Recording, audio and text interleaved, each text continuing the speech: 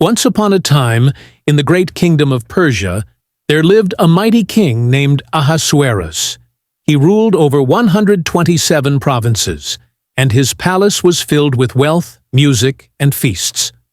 One day, the king held a grand banquet, and, in his pride, commanded his queen, Vashti, to appear before the guests.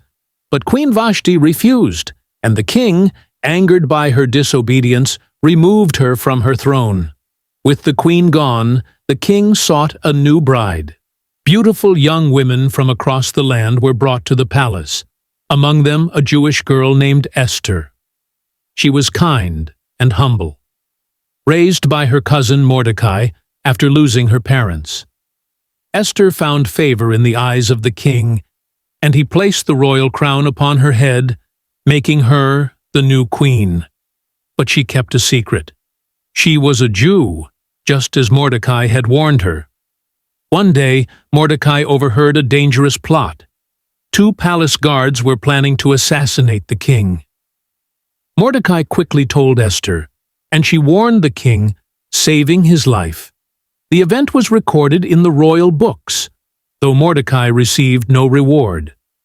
Meanwhile, a powerful man named Haman was rising in the kingdom. The king gave him great authority, and everyone bowed before him. Everyone except Mordecai.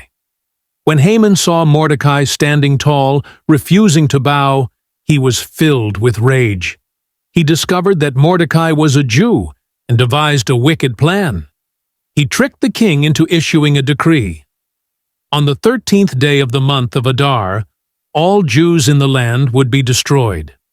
When Mordecai heard of this, he tore his clothes and wept. He sent a message to Esther, urging her to go before the king and beg for her people's lives. But Esther was afraid. No one could approach the king uninvited. Doing so meant death unless the king extended his golden scepter. Still, Mordecai reminded her, "Who knows if you have come to the kingdom for such a time as this?" Esther gathered her courage. She fasted for 3 days, then put on her royal robes and stepped into the king's court.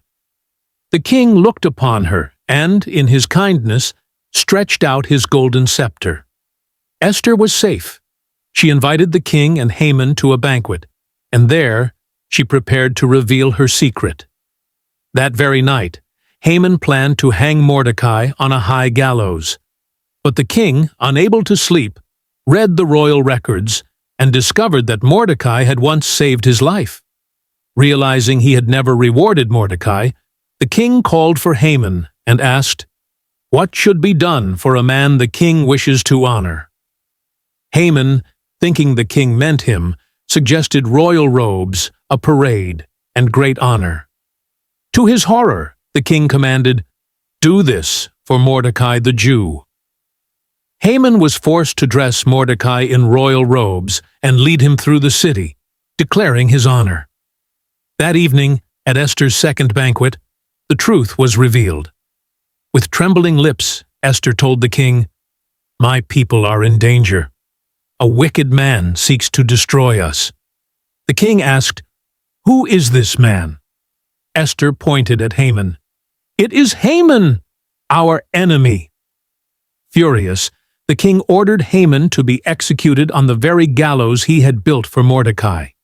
The Jews were saved, and a new decree allowed them to defend themselves. On the day of their deliverance, they rejoiced, and to this day they celebrate the festival of Purim in remembrance of how God had saved them. And so, Queen Esther's bravery changed history, proving that even in the darkest times, courage and faith can bring salvation.